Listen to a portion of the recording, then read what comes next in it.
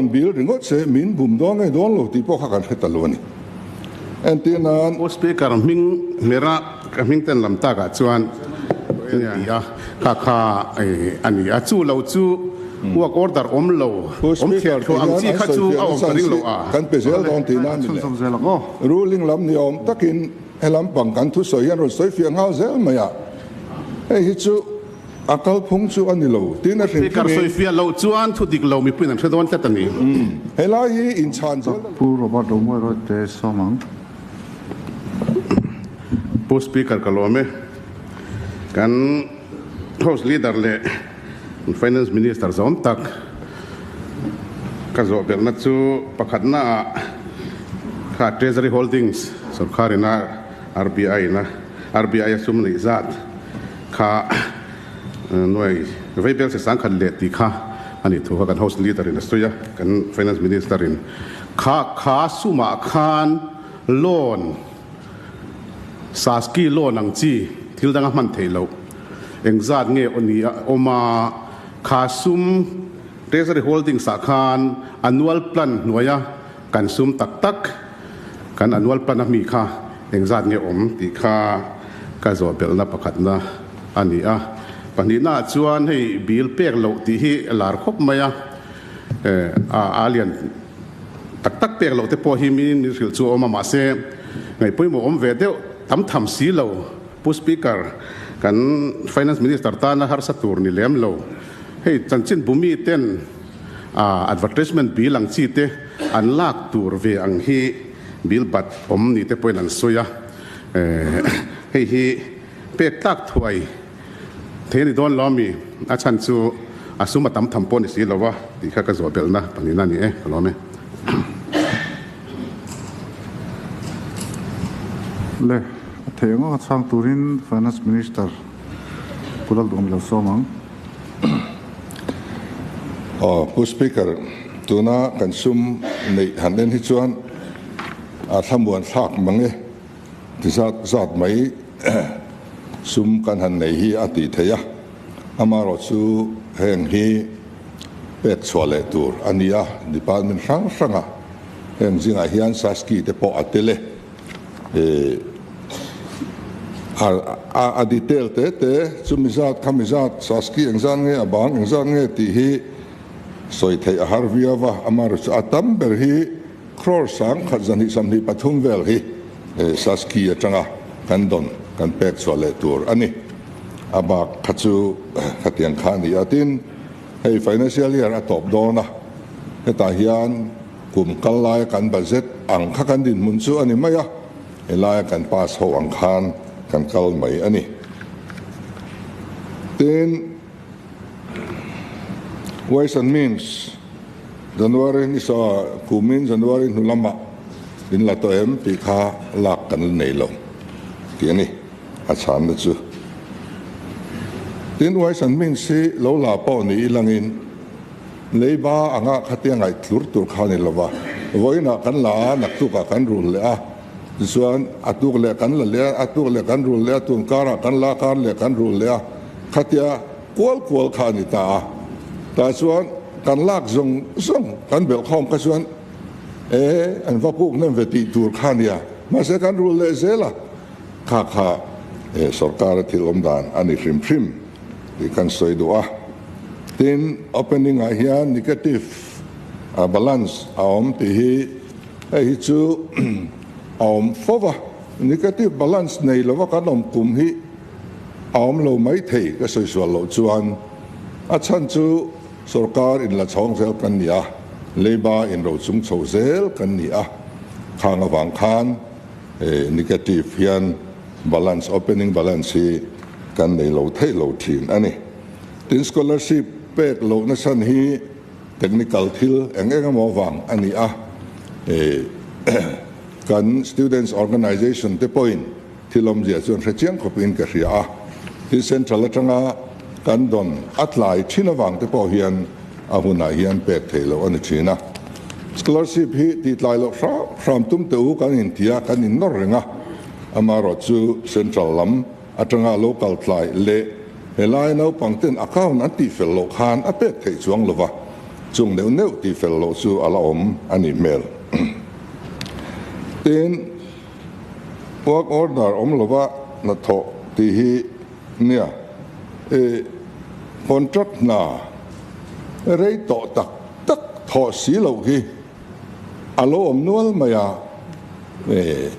an thok seng lo ni mo ka ti maya chu wang chuan kum thum china upa kha kan han thliara kum thum china upa to contract pe to na la tho si lo chu kan han ena an lo tho to chuan an tho chin kha bil pek tur kan tia kan pe ni thok mia lo kha chu ti ngai na om to lova thok du lova kan ngai thok thei lova kan ngai kha tiang kha laps deposita engemaw zat kan puang to bok ti kha kan soitel du a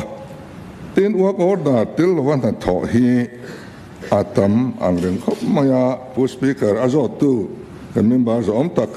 pu roba ya chan thin na khan ani deuh bera tam na hi han pek sak ram te u ati ya kharon ngen zui saka ngai poi mo ram po kan lo tumanga amaro chu document om tlat lo la hi kan buai na ni antinan renovation of Rajiv Gandhi Stadium Aizol FC han ti te hi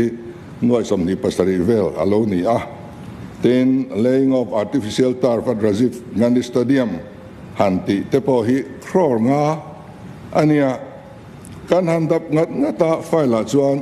as instructed by higher authority ti che hi kan muni khatiang kha alo ni hloma chu wang chuan administrative approval angaya expenditure sanction angaya work order angaya khatiang omlo khachu min ron bil ringot se min bum dong e don lo ti po kha kan hetaloni antinan o speaker ming mera kaming ten lam ta ga chuan nia zona le engmo po ani chia lo boka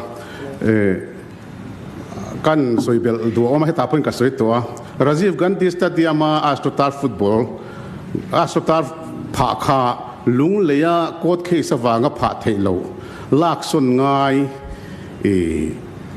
Rajiv Gandhi Stadium sum kan nei thowa lung leya mi hi ala pha the si lowa tin kot lamin lak son ngai an ti box sia da pon phal lowa huna chu wang chuan Rajiv Gandhi Stadium hian public interest tak general interest ni boka phaila nakina lung leya phana tur chu kot khe fel huna Rajiv Gandhi Stadium kan sum dai hian kan tiang ti la sarkar order om thlap meeting pon nei thlap ani ti kha ka soi to ming bera kan soi ta an soi ta ga chon kan soi lenga tin order om lo ka department om angkha ani ka ring lowa kha pungun an dimida post soya chon hu kha ka hriat pui ania chon hu chu MP fanin tuna hian sumpo sangson thlap to ania sanga wero kha chu sarkar thara an take care to an ti a kha ania chu lo chu work order om lo om kher tho ang chi kha chu a om ka ring lo a kan pesel don ti na mile ole ngai la chun som zel ko ruling lam ni om takin helam pang kan thu soi han ro soi fi ngau zel maya hi chu akal phung chu ani lo tin a thing kar soi fi lo chuan thu dik lo mi pin an thadon ta tani hela hi in chan zel da le thil fi da tu ne lo min zo ta ka chang ni min zo ka chan kha ngai thave mai tu ra ni chu mi ron soi fi le zel hi kan practice dan ani lo wa tin pu soi fi lo lo tuk po hi dik bik chuan lo in soi fi ngai hi kan tam khop mai a hi chu kan soi zel lo long e chu mi ma ka soi du chu point of order te hi pu speaker kan member te hian kan business rules kha proceedings book kha lo chiar mun te se point of order hi enge ani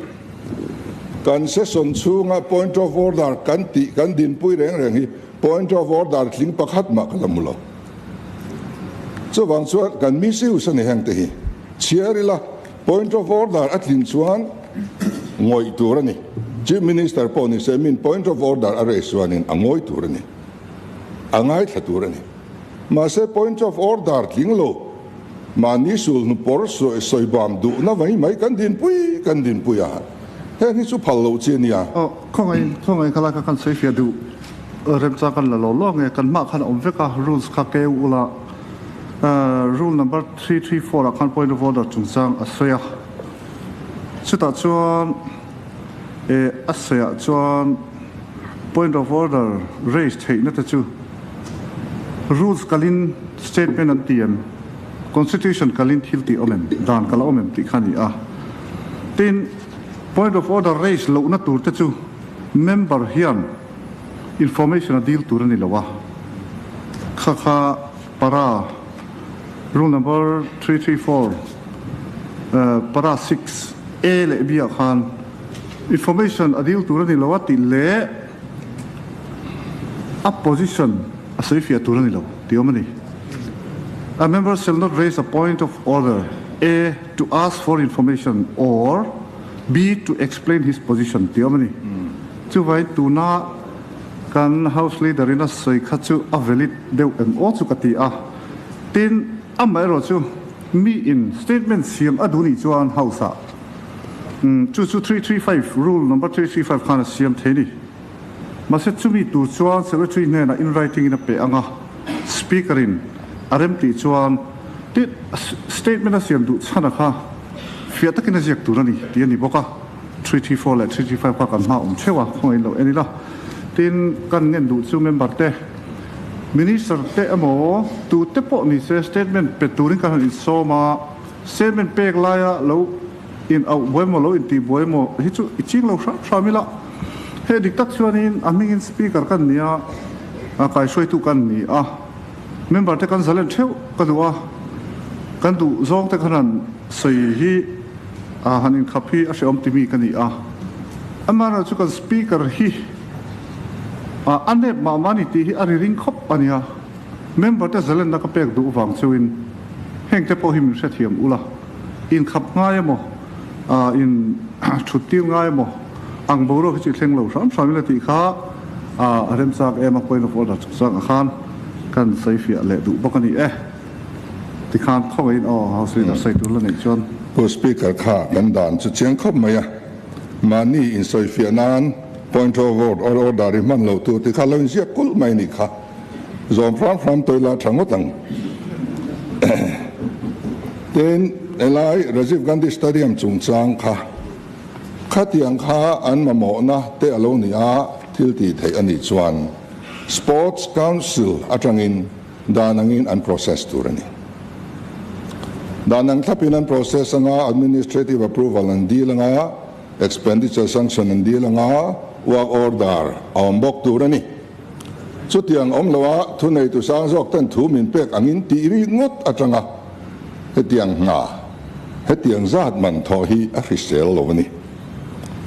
chutiang bokin mual lung thua hockey ground na hian noi samruk pangaman work order tel lo pek ani a ten zotlang indoor stadium a leingo badminton carpet noi thumman awmboka ten chon huwa hian noi somman kan soi to kha awmboka ten sangau playground na noi somman awmboka parwa playground na noi somman awmboka sai ranga khwan ei lo lai ro min tia feel kalai noi som turania atia miron thing bok ton he hianin